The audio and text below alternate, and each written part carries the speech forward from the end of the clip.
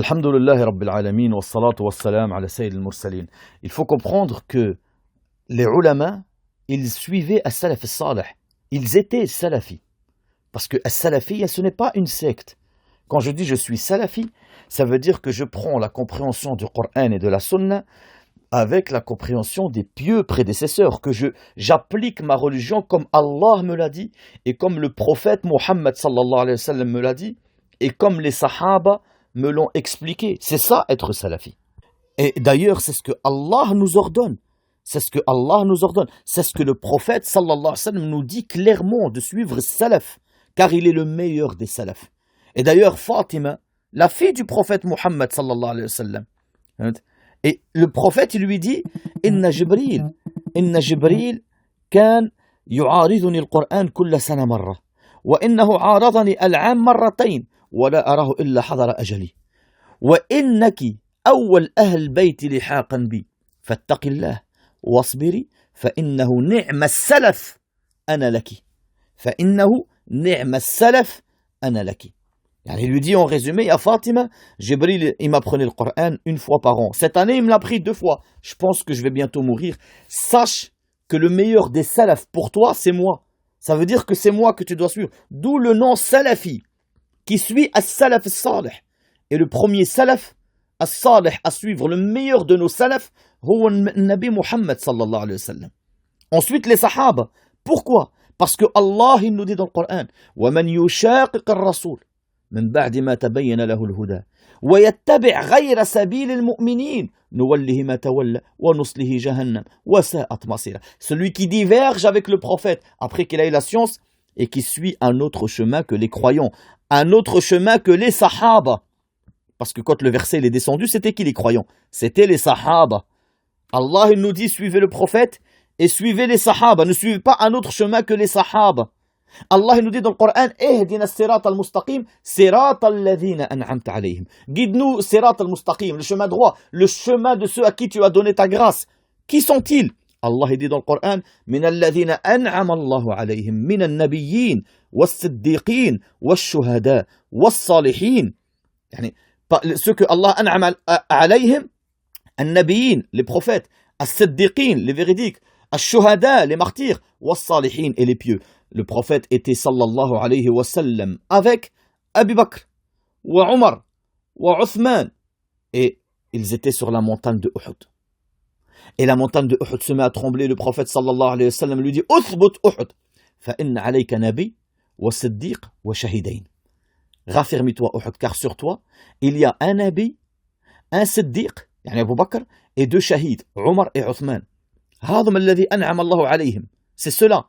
Par conséquent, quand tu dis اهدنا الصراط المستقيم صراط الذين أنعمت عليهم, يعني اهدنا الصراط المستقيم, le sirat du prophète Mohammed sallallahu alayhi wa sallam, de Abu Bakr, de Omar, de Uthman, de Ali. Le prophète, il te dit عليكم بسنتي وسنة الخلفاء الراشدين المهديين عضوا عليها. Il n'a pas dit عضوا عليهما. Accrochez-vous à ma sunna et la sunna de mes compagnons. Accrochez-vous à elle au singulier, pas au pluriel. Pourtant, ce sont 2 sunnas, mais il a dit elle au singulier parce que c'est la même sunna. La preuve, c'est que le prophète sallallahu alayhi wa sallam te dit Man iqtada bi Abi Bakr wa Omar faqad ihtada. Celui qui suit Abu Bakr et Omar, c'est celui-là le bien guidé. Et c'est exactement ça, être salafi. C'est prendre le Coran comme le prophète sallallahu alayhi wa sallam, comprendre le Coran comme le prophète sallallahu alayhi wa sallam nous l'a expliqué et comme les sahaba nous l'ont traduit, parce qu'ils ont pris la religion à la source. Donc la salafiyya, ce n'est pas une secte, c'est obéir à ce que Allah nous a ordonné, suivre le prophète sallallahu alayhi wa sallam et suivre les sahaba. Tous ceux qui font ça, ils sont salafis. Et ça engendre, bien sûr, de ne pas inventer ou ramener une chose que le prophète sallallahu alayhi wa sallam n'a pas fait, ou que les sahaba n'ont pas fait. On parle des choses dans la religion. Le prophète a adoré Allah et la religion, elle est finie. Et Allah il nous dit Al-yawma akmaltu lakum dinakum wa atmamtu alaykum ni'mati wa raditu lakum al-islam din. Aujourd'hui, je vous ai achevé votre religion, je vous accepte l'islam comme religion. La religion, elle est finie, ça y est. Allah il nous dit Akmaltu lakum dinakum. Votre religion, ça y est, elle est finie. Par conséquent, comme il dit Malik ibn Anas, celui qui invente quelque chose dans la religion, une bid'a, et qui prétend que c'est une bonne bid'a, c'est comme s'il dit que le prophète il a trahi Allah. Parce que Allah il dit Al-yawma akmaltu lakum dinakum. Aujourd'hui je vous ai fini votre religion, ça y est. Donc n'importe quelle personne qui vient et te dit ouais mais ça fait partie de la religion, ou il te dit ou si le prophète était là aujourd'hui il aurait fait ci, il aurait fait ça. Taqillah. Allah il nous dit ça y est je vous ai achevé votre religion. Ça veut dire que toi tu veux continuer ou rajouter à la religion quelque chose que Allah n'a pas rajouté. Est-ce de l'ignorance ou de l'imbécilité? Ou alors est-ce que tu rejettes le verset où Allah il te dit qu'il a fini sa religion? Est-ce que tu rejettes ce verset? Parce que si tu nous dis non, si le prophète était là, il aurait fait ci ou il aurait fait ça, ça veut dire que pour toi la religion n'est pas finie. Donc en fait tu rejettes le verset où Allah il dit aujourd'hui je vous ai achevé votre religion. Votre religion elle est finie. Crains Allah, parle avec science ou parle avec un minimum d'intelligence ou sinon tais-toi avec sagesse. Et par conséquent, par rapport à l'explication de qu'est-ce que être un salafi veut dire, Malik ibn Anas, Abu Hanifa, Al-Shafi'i, Ahmad ibn Hanbal étaient salafis. Ils n'étaient pas en dehors de ce qu'on vient d'expliquer.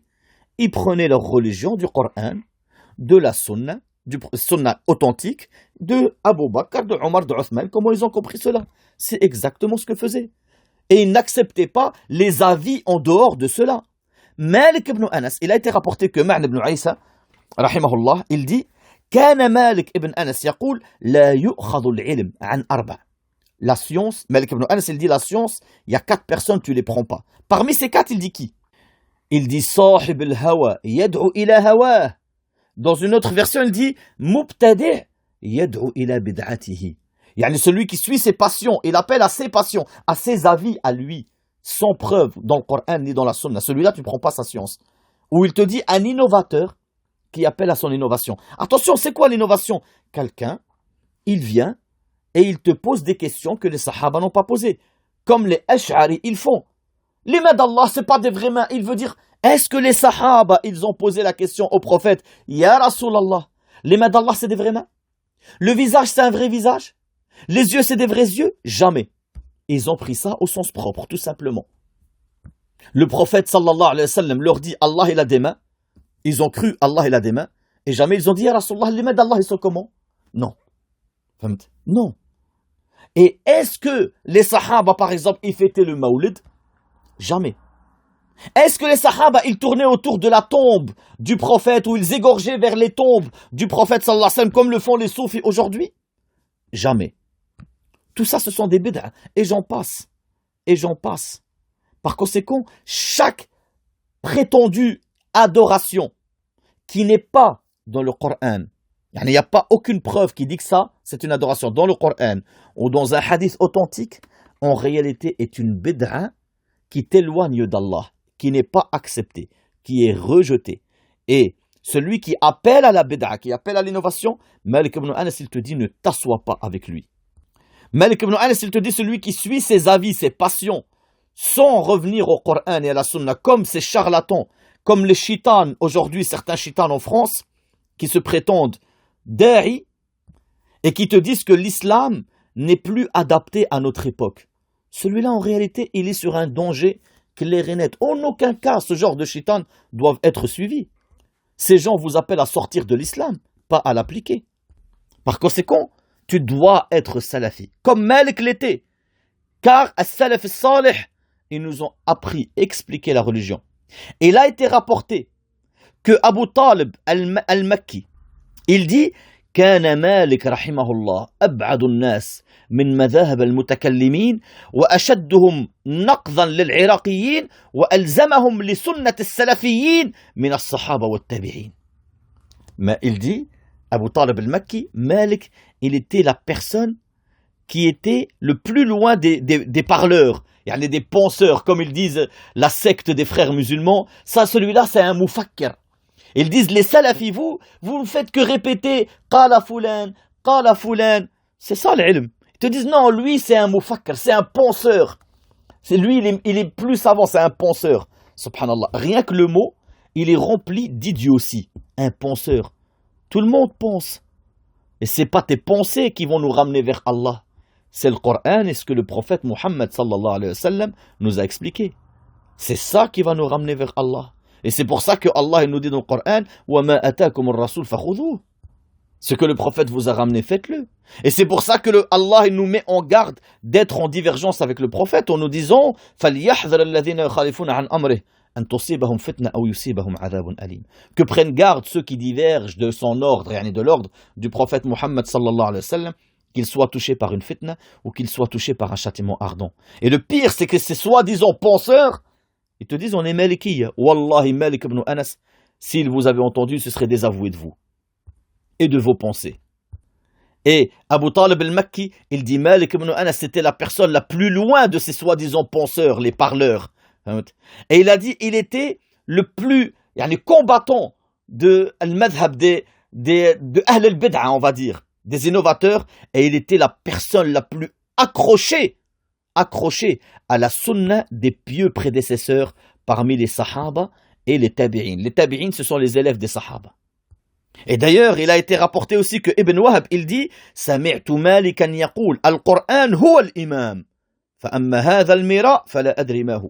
Il dit le Coran, c'est l'imam à suivre, c'est le guide. Mais toute cette confrontation par rapport à tes pensées, par rapport à tes avis, il a dit ça, je ne sais pas d'où ça vient. Par conséquent, il faut s'accrocher. As-Salafi, c'est celui qui prend comme exemple le prophète Mohammed sallallahu alayhi wa sallam avec la compréhension de Salaf al-Salih, nos pieux prédécesseurs, les Sahaba. Il pose les questions que les Sahaba ils ont posées. Et si les Sahaba n'ont pas posé de questions sur certaines choses, ne pose pas la question. Car chaque question que tu poses, que les Sahaba n'ont pas posée, c'est une bid'a.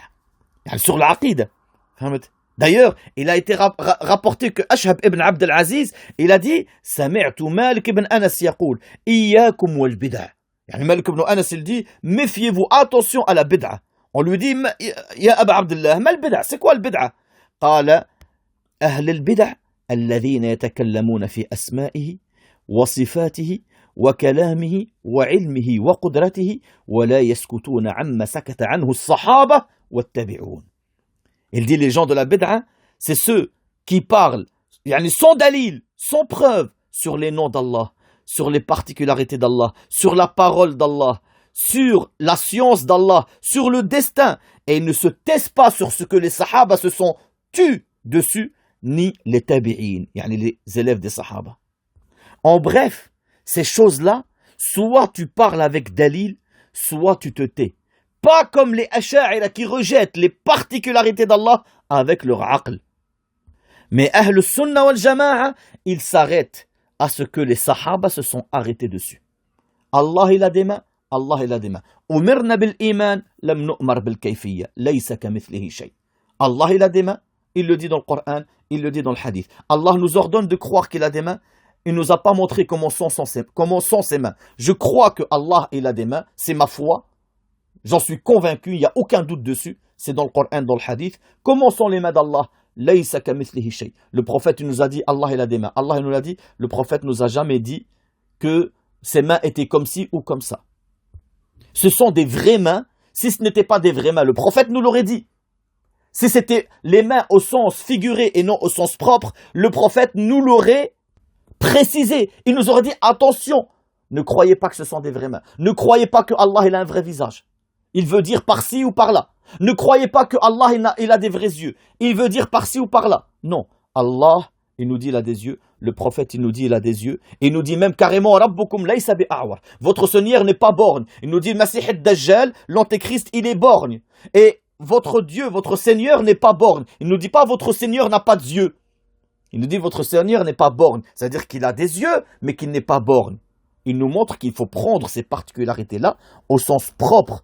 Et que s'il fallait les prendre au sens figuré, le prophète nous l'aurait détaillé, nous aurait dit attention, il ne faut pas croire ça. Donc on s'arrête à ce que les sahaba se sont arrêtés, tout simplement. Ils l'ont pris au sens propre, ils n'ont pas dit ya Rasulallah, les yeux d'Allah ils sont comment? Les mains d'Allah elles sont comment? On s'arrête à ce que les sahaba se sont arrêtés. C'est exactement ça, être salafi. Et les avis qui ne sont pas basés sur les dalils, on les rejette complètement. Et on ne s'assoit même pas avec ceux qui appellent à leurs avis sans se baser sur les dalils. D'ailleurs, il a été rapporté que Ishaq ibn Ibrahim al-Hanini a dit قال مالك بن أنس رحمه الله إياكم وأصحاب الرأي فإنهم أعداء أهل السنة. Méfiez-vous de ceux qui viennent donner leurs avis, yani sans preuve, sans dalil, car ils sont les ennemis de la sunna. Et nous ne suivons pas l'homme qui va être le plus éloquent, ou celui qui aura la vie le plus éloquent, ou celui qui va penser le plus, comme le disent la secte des Ikhwan égarés. Celui-là, c'est un penseur. Nous, on s'arrête à Qala Allah, Qala Rasoul. Tu viens avec ton éloquence, avec tes belles paroles, avec tes avis, avec tes pensées. Nous ne te suivrons jamais tant qu'il n'y a pas le dalil. Et c'est exactement ça à quoi appeler Malik ibn Anas. Il a été rapporté que Ishaq ibn Isa, rahimahullah, il dit سمعت مالك ibn Anas يعيب الجدل في الدين. Yani Malik ibn Anas, il disait, ne faites pas de confrontation dans la religion. Et il disait, Malik ibn Anas, كلما جاءنا رجل أجدل من رجل تركنا ما نزل به جبريل عليه السلام على محمد صلى الله عليه وسلم لجدله. Yani à chaque fois qu'un homme il vient, il est plus éloquent dans sa confrontation que l'autre, on va quitter ce qu'on était dessus pour le suivre lui parce qu'il est plus éloquent? Non. On va quitter ce que Allah il a descendu pour l'éloquence de celui-là? Non. On s'accroche au Coran et à la Sunna. Et Malik ibn Anas s'éloignait de Ahl al-Bid'a. Il disait que c'était les ennemis de la Sunna, de ne pas s'asseoir avec eux, même carrément de ne pas leur faire marier nos filles. Il a été rapporté que Ma'd ibn Isa, rahimahullah, il dit Inna rajulan bil Madina yuqal lahu Abu al-Juwayriyya. Yara al-irja, faqala Malik la tunakihu. La tunakihu. Il y avait un murji, quelqu'un qui rejetait que les actes faisaient partie de la foi, etc. Et on dit à Malik, cet homme-là, il s'appelle Abu al-Juwayriyya, et il fait partie de la secte des Murji'in. Il voit que les actes ne font pas partie de la foi. Malik ibn Anas, il dit, ne le mariez pas à vos filles. Et ça te montre que Malik ibn Anas, il combattait Ahl al-Bid'a, et il combattait la Bid'a. Et par ce combat-là, on veut dire qu'il appelait à la Sunna, et il détestait ceux qui appellent les gens à autre que suivre la Sunna. D'ailleurs, il a été rapporté qu'on lui pose la question par rapport au fait de faire salat derrière une secte qui s'appelle l'Ibadiyya et une secte qui s'appelle l'Wasiliyya. C'est une secte de Mu'tazila. Malik ibn Anas, il dit, la uhibbu. J'aime pas ça, j'aime pas le fait de faire salat derrière eux. On lui dit, fassukna ma'ahum fi biladihim, et le fait d'habiter avec eux, Malik ibn Anas répond, tarku dhalika ahabbu ilay. Le fait de délaisser cela, de pas habiter avec eux, c'est plus préférable à moi. Et il détestait les gens qui suivaient leur passion sans dalil, au point qu'il a été rapporté qu'il a dit, rahimahullah, bi'sal qawm ahlul ahwa, la tusallim alayhim. Le pire des gens, ceux qui appellent à leur passion, qui suivent leur passion au lieu de suivre le dalil. Il a dit, ne leur donne même pas le salam. Et un jour on lui pose la question sur le qadariyya, ceux qui rejettent le qadar. Et il dit, Malik ibn Anas, rahimahullah, qawm su, fala tujalisuhum. قيل لا يصلى خلفهم قال نعم. يعني c'est les pires des peuples, ne vous asseyez pas avec eux. On lui dit on fait pas salat derrière eux. Il a dit oui, vous faites pas salat derrière eux. Et tout ceci, et j'en passe, wallahi, des centaines de paroles de Malik ibn Anas qui montrent qu'il était un des fervents suiveurs de Salaf al-Salih. Il prenait le Coran, il prenait la Sunna du prophète Muhammad sallallahu alayhi wa sallam avec la compréhension de Abu Bakr, de Omar, de Othman, de Ali, et il combattait al-bid'a, l'innovation dans la religion d'Allah. Par conséquent, ne croyez pas que Malik ibn Anas était un suiveur de ses passions. Il combattait et il détestait ceux qui suivaient leurs passions sans dalil. Subhanak Allahumma wa bihamdik, ashhadu an la ilaha illa ant, astaghfiruka wa atubu ilayk.